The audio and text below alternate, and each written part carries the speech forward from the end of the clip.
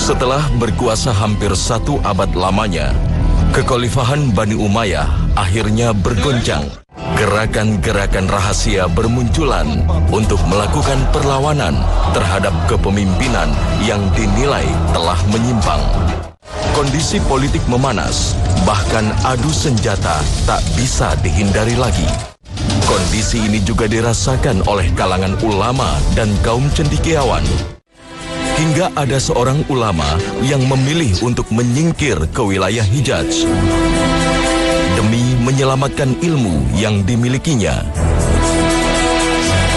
Di dalam pengasingan dirinya, Abu Hanifah justru mendapat banyak suntikan ilmu baru hingga ia kemudian dikenal menjadi salah seorang ilmuwan Islam terbesar. Pemilik nama asli Nu'man bin Sabit bin Marzaban sejatinya bukanlah keturunan Arab. Dia hanya seorang keturunan Persia yang lahir di tahun 80 Hijriah. Ayahnya seorang pedagang kain di negerinya Kufah. Profesi sang ayah membuat Abu Hanifah juga fasih dalam kegiatan jual beli di pasar. Meski sering terlibat dalam aktivitas ayahnya, Abu Hanifah tak lantas meninggalkan prestasinya di kursi pendidikan. Seperti anak-anak lainnya di masa itu, Abu Hanifah berhasil menyelesaikan hafalan Al-Quran di usianya yang ke-10 tahun. Prestasi yang diraihnya membuat bangga kedua orang tuanya. Apalagi bagi sang ayah, ia menganggap kecerdasan Abu Hanifah adalah berkah dari doa Ali bin Abi Thalib. Laqad istajaba Allah fihi lida'wati Ali bin Abi Thalib karramallahu wajhah. Ali bin Abi Thalib. Abi. Sebab saat kakek Abu Hanifah pernah berkunjung ke rumah Ali bin Abi Thalib, di saat itulah Ali bin Abi Thalib mendoakan keturunan kakek Abu Hanifah. Setelah menyelesaikan hafalan Al-Quran, Abu Hanifah lebih banyak bergiat di pasar. Ia hanya sesekali mendatangi ulama untuk menuntut ilmu. Hingga suatu saat, seorang ulama menegurnya karena ia jarang terlihat di majelis ilmu agama. Qul ya Nu'man, ila man tadhhab? Ana adhabu ila as-suq.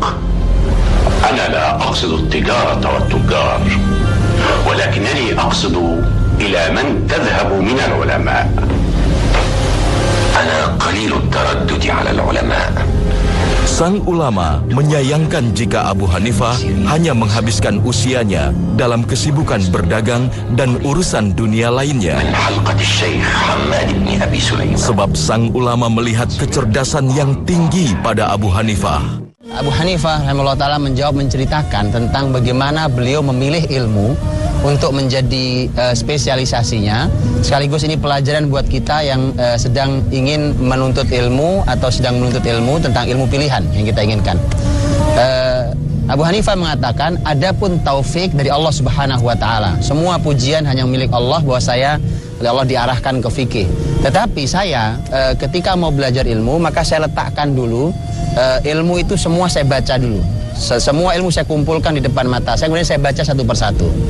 Setelah itulah kemudian saya pikirkan apa hasil akhir dari ilmu ini dan manfaatnya untuk saya. Maka kemudian beliau mulai menganalisa satu-satu. Beliau mengatakan tentang ilmu kalam. Ilmu kalam, kata beliau, di ujungnya ternyata tidak baik. Karena ini adalah ilmu berdebat, ilmu berbicara tentang orang, mengalahkan orang, berargumentasi segala macam. Kata beliau, ilmu ini ujungnya menurut saya tidak baik. Beliau menganalisa tentang syair, tentang ilmu qiraat, ilmu Quran, ilmu hadis. Termasuk ilmu hadis, beliau katakan bahwa kalau saya belajar hadis, saya perlu waktu sangat panjang menghabiskan usia saya. Tentu ini adalah kenyamanan Imam Abu Hanifah. Kemudian beliau mengatakan bahwa ketika saya belajar fikih, saya analisa, semakin saya membaca fikih, semakin bertambah kemuliaan saya rasakan. Maka kemudian saya terus belajar ilmu fikih. Dan ini artinya bahwa Imam Abu Hanifah merasakan kenyamanan dirinya. Setelah dia analisa semua, dia merasakan kenyamanannya ada pada ilmu fikih. Dan setelah itulah maka dia maksimal belajar ilmu fikih. Ketika sebuah ilmu dipelajari dengan kenyamanan hati, dengan kecintaan, maka dia akan maksimal hasilnya. Bertahun-tahun Abu Hanifah belajar ilmu fikih dari berbagai ulama. Akhirnya ia dikenal masyarakatnya sebagai seorang ahli fikih. Abu Hanifah mulai menyampaikan ilmunya pada masyarakatnya. Madrasahnya atau majelisnya kemudian dikenal sebagai Madrasah Ahlur Ra'yi atau ahli logika. Wajar saja, sebab di Kufah, di mana masyarakatnya dikenal sebagai masyarakat yang susah diatur, saat itu sangat sulit memperoleh hadis-hadis sahih. Hingga tak jarang, ijtihad yang dikeluarkan oleh Imam Abu Hanifah banyak mengandung unsur logika. Imam Abu Hanifah rahimahullah ta'ala dalam landasan pemikiran beliau dalam memutuskan sebuah permasalahan fikih adalah tentu pertama berlandaskan Al-Quranul Karim. Beliau sangat menguasai Al-Quranul Karim, dan yang kedua adalah berlandaskan hadis Nabi SAW, tentu yang sahih saja yang beliau ambil. Dan beliau juga banyak belajar hadis Nabi SAW, bahkan beliau menulis ribuan hadis dari Kufah. Kemudian yang ketiga adalah beliau mengatakan ijma' sahabat.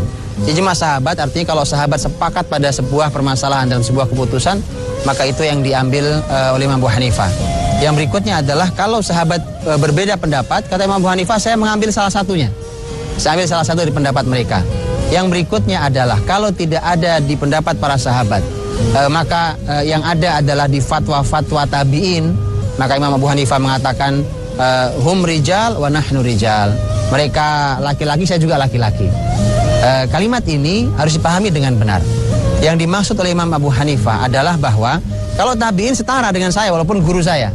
Artinya dengan saya belajar maka saya akan bisa memiliki ilmu dan menganalisa ilmu serta memutuskan seperti guru-guru saya.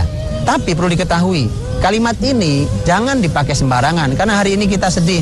Hari ini ada orang baru belajar kemarin, baru ilmu sedikit, hanya sekedar wawasan saja. Kemudian ketika membaca ilmu para ulama besar mengatakan hum rijal wa nahnu rijal, itu ulama kita juga bisa seperti itu. Ya, tidak bisa terlihat. Imam Abu Hanifah ketika beliau mengatakan kalimat itu, Anda perlu tahu bahwa guru beliau ada 7 sahabat Nabi SAW. Bahkan lebih dari 90 guru beliau adalah tabi'in senior. Disebutkan bahwa total jumlah guru Imam Abu Hanifah ada 4.000 orang. 4.000 guru. Siapa kita? Jangan terlalu mudah mengeluarkan kalimat. Imam Abu Hanifah layak mengeluarkan kalimat itu, dan ini adalah landasan dari keseluruhan pijakan Imam Abu Hanifah dalam memutuskan permasalahan di fikih. Sebagai seorang saudagar, Imam Abu Hanifah dikenal sebagai ulama yang memiliki penampilan yang baik juga dermawan. Di majelisnya, ia tak hanya sekedar menggratiskan pendidikan bagi murid-muridnya. Bahkan salah satu muridnya yang terkenal, Abu Yusuf, mendapatkan harta setiap bulannya dari Imam Abu Hanifah sebagai biaya untuk menghidupi keluarga Abu Yusuf selama ia belajar di majelisnya. ماذا هناك يا أبي يوسف؟ ما شغلك عنا؟ الشغل بالمعاش وطاعة والدين. خذ هذه يا ولدي، هي 100 درهم، استعن بها على حاجاتك، فإذا فرغت فأعلم. Selain itu, majelis Imam Abu Hanifah juga dikenal sebagai majelis yang menjunjung kerapihan. Imam Abu Hanifah sangat memperhatikan penampilan dirinya. Ia juga memperhatikan penampilan murid-muridnya. Namun di balik kerapihan penampilan Imam Abu Hanifah, sejatinya ia adalah orang yang sederhana.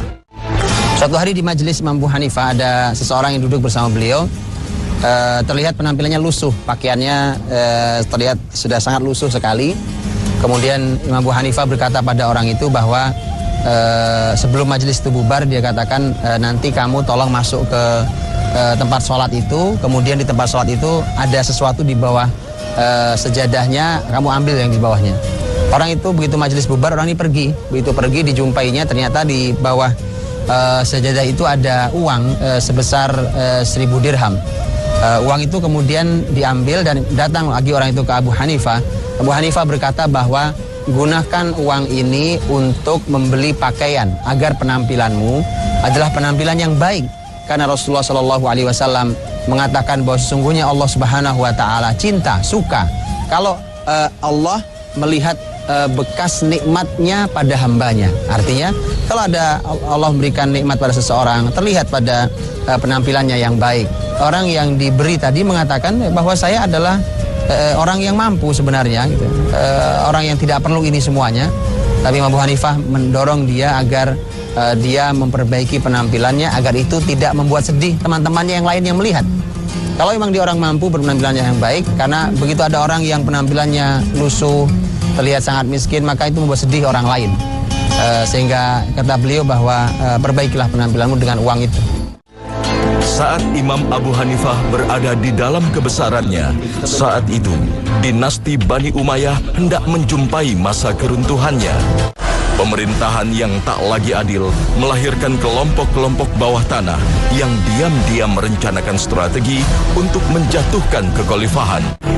Di masa-masa pergolakan itulah, Imam Abu Hanifah memutuskan untuk fokus menyelamatkan ilmunya dan hijrah ke wilayah Hijaz.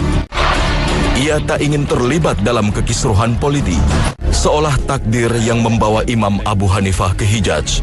Di sana ia bertemu dengan Imam Malik yang merupakan Imam Darul Hijaz. Imam Abu Hanifah tak menyia-nyiakan kesempatan ini. Apalagi hadis-hadis yang dijumpainya di sana masih terkawal kesohihannya oleh para sahabat Rasulullah Sallallahu Alaihi Wasallam serta para tabi'in. Setelah bendera kekhalifahan resmi berpindah ke Bani Abbasiyah, Abu Hanifah kemudian kembali ke Kufah. Namun karena kondisi pemerintahan belum stabil, Abu Hanifah memutuskan kembali ke Mekah setelahnya. Abu Hanifah kembali ke Kufah saat pemerintahan berada di bawah pimpinan Abu Ja'far Al-Mansur.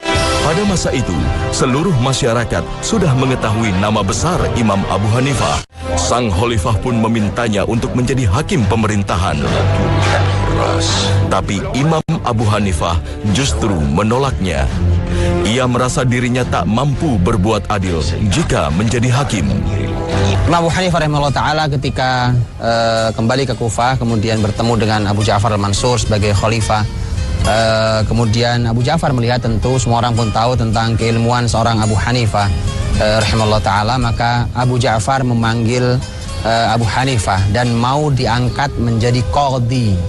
Qadhi di dalam sejarah Islam adalah posisi yang sangat tinggi karena dialah yang mengawal ilmu dan dia tidak akan pernah peduli apakah yang diadili adalah pemimpin tertinggi atau bukan pemimpin.